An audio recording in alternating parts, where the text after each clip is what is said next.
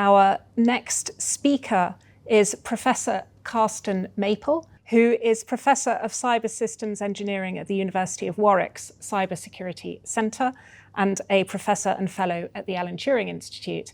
And he is going to give us a presentation on the impact of emerging technology and technology convergence on cybersecurity, so picking up and drawing forward some of those themes. Thank you, and over to you. Good to meet you. Good morning, everybody. It's great to be here. I guess I'll start with that. We're going to talk about emerging technologies, but I just want to say something first about cybersecurity. Actually, about 10 years ago, a bunch of us at different universities, and in industry, working with the IoT Security Foundation and others, started to move away from security in a sense. Because security is really about protecting a system, making sure it's secure. But what's much more important is resilience, actually, in this day and age. And I remember probably in about 2015, Kieran Martin, NCSC, many of you will know, said it's not about if you'll be hacked, it's when. And you've heard the adage about there are those who know they've been breached and those who don't yet know. So cyber resilience, how you react in the face of a breach is increasingly important. As was mentioned, I'm at the University of Warwick, one of the NCSC Academic Centres of Excellence, and at the Turing, but also there's a new research hub led out of Newcastle. I'd encourage you to get involved if you can. Just drop me an email. My email will be on the slide at the end. But it's the National Hub for Edge Artificial Intelligence. And in particular, we're looking at cyber disturbances at the edge. So we call them disturbances because they may be natural events, they may be adversarial events, or they may be adversarial events that we don't know yet and assume that they're natural. Sometimes it's hard to tell. So the landscape is changing. You've heard a little, as I said, I caught the end of the panel. I think one thing you'll hear today is a lot of recurring themes. And there are a lot of themes that we know in general, and there'll be some in the report that DRCF has put together. But we're seeing this interconnectedness was one of the words that I picked up in that last panel. This way that we are constantly connected as humans and as machines, and always checking our phone and being engaged. And that's why, interestingly, the World Economic Forum recently announced that its major 2-year global risk was misinformation, disinformation. And that's often thought about on a global or a large scale, national scale, but it's also about misinformation and disinformation of individuals as well. We're in an interesting time in terms of geopolitics. There's a lot of grappling for power. There's a lot of interest around sovereignty. I truly believe in sovereign capability. I think it's been a little bit overtaken, that word, in a sense now. Sovereignty is about agency and control, in my mind. And we're writing a piece up with the World Bank. I work for the World Bank as well, on digital sovereignty. And really saying it's not just about ownership, especially around AI. We can't own every part of the AI stack, but it's around agency and control. And I think that is absolutely vital. And in the landscape, we're seeing large-scale outages. Of course, I'm at the University of Warwick, which many of you will have heard of. It's based in Coventry, and on our campus we have the National Automotive Innovation Centre, Jaguar Land Rover being a major part of that. Their major offices down the road in Gaydon, and of course it's well publicised the struggles that JLR are having at the moment. So that's in manufacturing. We've seen the Marks and Spencers, etc. So we've got a real challenge on at the moment, and that's why I say it's about resilience. It's not about protection. That is important, but it's when you are hit, what can you do? And I don't know if anybody saw, but JLR were in discussions about a cyber insurance policy. The policy value was reported to be £30 million. If you've read the news and if you speak to JLR, that isn't going to touch the sides of the kind of impact they're having. And don't forget, there'll be exclusions on that as well. So yeah, we're in unprecedented times. AI is becoming democratized. You'll know about this. Arup, maybe someone here from Arup. This was Arup, but it's happened many times before. Home Office doing some great work on deepfake detection. We're seeing coordination. I don't know if any of you have heard of something not quite related here, but of interest maybe to parts of the DRCF, is the Global Anti-Scam Alliance. Scams have recently been estimated to result in $1 trillion of annual losses. And just to put that in context, I looked at the GDP of the UK. It's about £3.6 trillion. And I think there's only probably less than 20 countries in the world that have got a GDP greater than $1 trillion. So it's a big area. And the coordination we're seeing across crime is incredible. Back in 2010, I was a co-author of the UK Security Breach Investigations report with the then SOCA, Serious Organised Crime Agency, and Police Central E-Crime Unit. And at the launch of that report, I remember a senior figure from SOCA saying, our problem is that we're fighting organised crime with disorganised crime fighting. And still, that is one thing that we're seeing more so, and this cooperation that we heard of one of the 3 C's is really important, but the cooperation between criminals is absolutely outstanding, and it's something we've got to deal with. So, yeah, we're in a world where we've got this democratization of AI, which is fantastic. You know, as an academic, that's something I truly support, but it means that everybody has got access. It's a lot cheaper. There's things that are open. If we don't make things open, that's not the solution. I think open source is very important because these criminal gangs are organized and very profitable businesses. But we've got new capabilities, so I'll talk a little bit about quantum computing that was mentioned. I'll talk a little bit about agentic AI, an area that I'm working a lot in at the moment and worries me in particular. And then I'll talk about IoT at the edge. I can't remember the order of those, but they're the 3 big technologies that I think are here and set to grow. So that I think we'll see huge growth. But you'll have heard of all of those and seen them in some extent being used. I should say on agentic AI, most of the use cases are proof of concept. So there's a lot of people working on it, but it's largely proof of concept. There's not a lot of production yet, but there soon will be. You heard interconnectivity before. We've got interconnected systems, interconnected systems. We've got work going on in digital twins. I do some work in that area, which is fantastic. It's really useful, but it has to be really well configured, because as soon as you have a twin, which is rather than a digital model, which has got some reflection of the real system into the digital world, but there's no automation in a model. A digital shadow will take the real world and project that in an automated manner into the digital shadow. But a digital twin is 2-way interaction. And we're now talking about agentic digital twins. And it's not just a buzzword, it's about this digital twin having a number of pieces of software that can make, in some ways, autonomous decisions. So, and data and information is spreading at a rate that's unprecedented. There are other interesting things about data and the lack of sufficiency of data for some of the new technologies, but largely data is being generated and shared at scales that are unprecedented.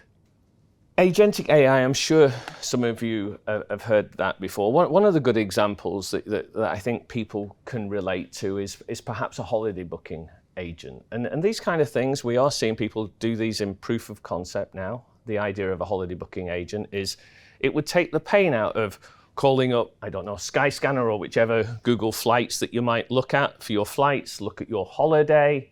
It might look at your available funds. It might look at partners and families. So this is a way to really make things seamless, and is seen to be in our personal lives something that can be very useful. But there are similar models in professional. I don't know if any of you saw, but Anthropic, who were the company behind Claude, they recently did some testing on some agentic AI and gave access to the CEO's emails. It was not a real case. It was developed to show the capability, but was inferring things about personal relationships of the CEO and that.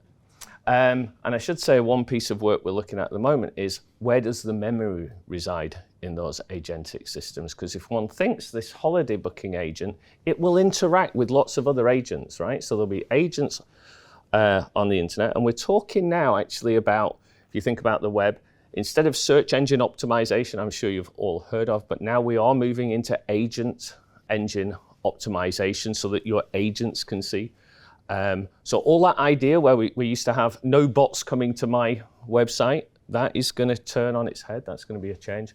But these holiday agents will interact with other agents for the travel agent, for the flight providers, etc., and try to get the best deal. But that means a lot of information being exchanged, and we've already seen how some of these agents can be either interrogated to leak information that's latent information, so it's not as clear. It's taken information from a diary or some kind of preferences, and they're not visible to the end user who's using that. So agentic AI is one of my major concerns. I'm doing some work with a major bank in the Middle East, and they're looking at AI assurance. And somebody who's developing a proof of concept, not a formal software engineer at all, been working in this space, was formerly a consultant at one of the big four, is now saying to clients, well, I can write code in 1 week that would take normally a team of 2 or 3 months. The reason it used to take 3 months is because there was a lot of testing of that, and there's a lot of knowledge underneath. So many of you will have heard of vibing, for example. So this kind of, I'm a fellow of the IEEE, the ACM, and the British Computer Science, BCS.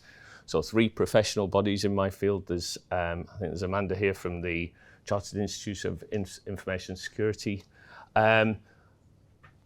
These people are not professionals. They are doing writing code that will go around and be really critical. So it's a bit of a worry. We've seen MCP. Many of you will have heard of that, Model Context Protocol. But now also the agent-to-agent protocol, which will allow agents to communicate without needing to have a human intervene. These kind of gaps, I think, are really challenging for us. And more importantly, I mentioned about the geopolitical area. I think we will see nation-state developed agents that are designed to exfiltrate data. We know some of the risks around consumer applications and consumer commerce sites or B2C commerce sites where they're collecting a lot of information. A great deal can be inferred about travel habits and everything else, which could be useful to any state that is aggressive against another. I think we'll see more agent swarms, which will help with agents being taken over. So there is some work at Black Hat. I'm sure many of you know Black Hat. If you've been to Black Hat, I think it was last year. Yeah, last year. Not this year, there's just been a Black Hat, but last year's Black Hat, 2024, there was an example of an agent being overtaken by one of the labs there. So actually controlling agents. And that does lead me to something about legacy agents that will be roaming around the internet with no direct oversight. So I think we'll see new botnets and new agent swarms, but we can use agentic AI as a defense as well. One thing that's interesting, this model that I'm working with, this bank in the Middle East, because it's agentic, it's like, oh God, keeping control of all of that is really difficult. You can have cascading issues. You can have, this sort of multiplicative harm that can happen. But at the same point, what we've got is loads of places where we can constrain AI. So it's actually going to be very challenging in a sense because, you know, at the moment we think about guardrails going around the whole system, but we can put smaller guardrails and protections around each agent and help mitigate the spread of harms.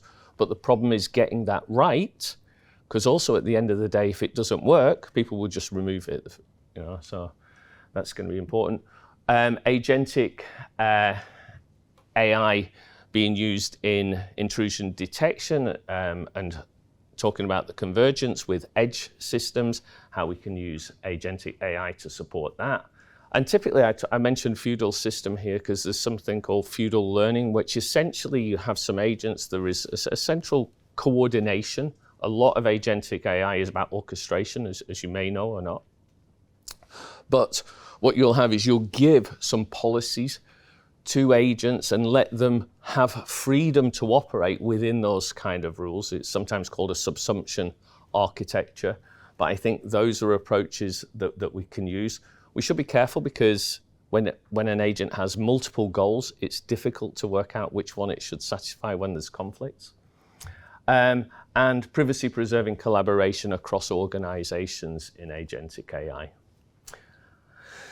Then there's the quantum world. And one thing I should say is, you know, quantum was mentioned before as well. Let's not go all over the hype of quantum. So you'll see this this element here. So there's in the middle of the three pictures is the Microsoft chip that you may have heard of. And it's full of headlines saying Microsoft preparing for a 1 million qubit chip, yeah?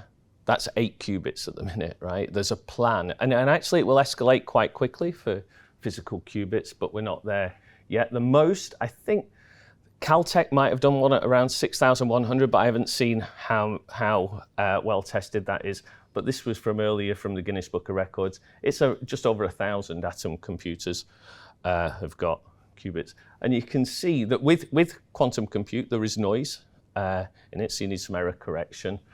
But they managed to factor 2,048-bit RSA. They estimate, didn't manage to, they estimate that it would take 8 hours with 20 million noisy qubits, because qubits are noisy, as I said. So we've got a problem. And the problem, as you may well know, is around our public key cryptography, which is really important because it's a lot of what we do. The private key cryptography or symmetric key, shared secret, shared key crypto is not as vulnerable, it's slightly vulnerable. But I think one thing that's important to say is it's not just about quantum computing. So people think, oh, we can do things exponentially faster. You need an algorithm. So an algorithm must be developed, which is a good thing and a bad thing, because actually NIST has got a number of post-quantum crypto standards, but at the moment these are safe. These are safe because we don't know an algorithm that will break them. But that doesn't mean there isn't an algorithm that could be developed on a quantum computer later. Some of our major challenges are we've got legacy systems embedded with using traditional crypto libraries, and I've already mentioned about how the proliferation of those devices, managing that is going to be difficult. So migration is going to be challenging and expensive, and we will have hidden crypto that we don't know about. So some of the things that we're looking at is the NIST standards, the UK NCSC. So I think you'll have a representative from NCSC here with you today to talk about this. But they've got migration roadmaps and really encouraging firms to go forward. But that is not easy, right? So one of the biggest things, and if anyone's in IT or cybersecurity, you will know that asset inventories are pretty bad, yeah? There's new work, you'll have heard of the SBOMs, I'm sure, software bill of materials, trying to help with that. UK doesn't really have a position on SBOMs, the US does, it's very strongly in favor. But we're talking now about AI bill of materials, what's the AI constructed from, and CBOMs, which are your cryptographic bill of materials, to understand what your cryptographic estate is, and I think that's going to be important. Moving on to the edge, of course, the edge is a worry. It offers a lot of additional benefit. It localizes compute. It means compute is more relevant at the edge. We've got some good methods such as federated learning that can help for machine learning at the edge. So it does expand the attack surface. Obviously, at the edge, you're going to have less compute that you can centrally, so that can be a problem. It can present an easy foothold into the system. So a recent piece of work finished a couple of years ago with, there was Cisco, BT, and a bunch of others, including Costain, on a UK-funded project called iTrace. It was about securing the edge, and we were looking at water meters. Now, water meters are not like electricity meters or power meters that you might get, energy meters in your home. They're 100 quid-ish, right? That order of magnitude of value. A water meter is about £5, right? At £5, it becomes very difficult to put crypto in and manage that crypto, right? So if you've got a water meter, so these are very low value. And it's water, it's not energy, so we think that's okay.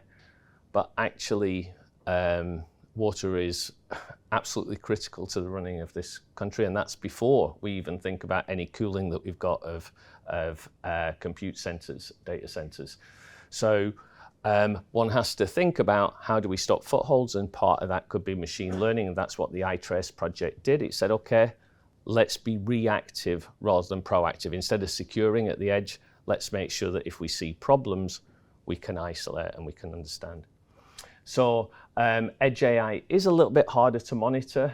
I mentioned about crypto and intelligence at the edge, it's not possible. We've seen about half of all breaches are resulting in ransomware at the moment. It's been growing for a number of years. Ransomware at the edge, so localized, if we've got more localized energy or other systems, Edge and IoT presents a vulnerability there.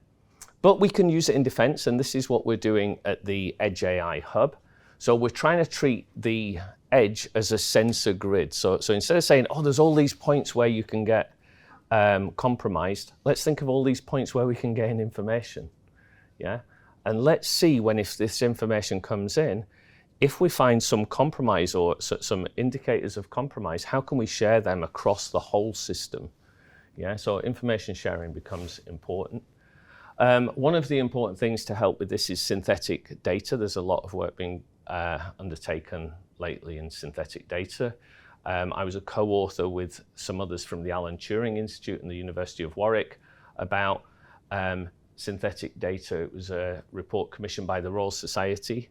I know I wrote it, but I would encourage people to read it because it is quite useful. It's been used by a lot of industry already, probably about 300 citations, because it tries to formalize how we create synthetic data. But synthetic data in security is really important because there are events that we haven't yet seen. And there's some great work going on with the FCA at the moment on fraud typologies using synthetic data that should be released early next year that we took part in. So yeah, we're looking at auto-containment at the edge and central coordination when needed. I was asked briefly to speak about some of the people in the room are regulators and some of the people are enterprises. So I'll talk about this in a moment, but what I will say is that point about convergence is that because of this convergence of agentic systems, the IoT edge systems, and post-quantum, we'll see a real issue about the conflation of these three areas. So data exposure and where it sits, all being brought together, is going to be important. The movement of agents being, instead of going to centralized systems, but the freedom to go potentially into the edge for poorly configured systems will be worse.